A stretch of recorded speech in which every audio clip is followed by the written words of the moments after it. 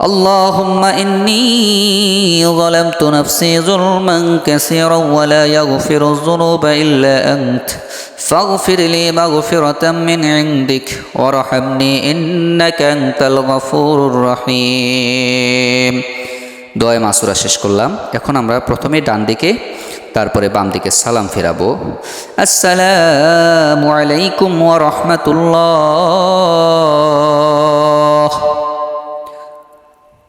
আসসালামু আলাইকুম ওয়া রাহমাতুল্লাহ। আল্লাহু আকবার। আস্তাগফিরুল্লাহ আস্তাগফিরুল্লাহ আস্তাগফিরুল্লাহ।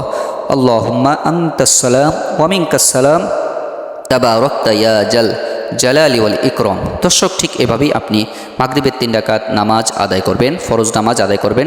ঠিক এভাবে করে আপনি অন্যান্য নামাজগুলো আদায় করবেন। সবাইকে ধন্যবাদ জানাচ্ছি। আসসালামু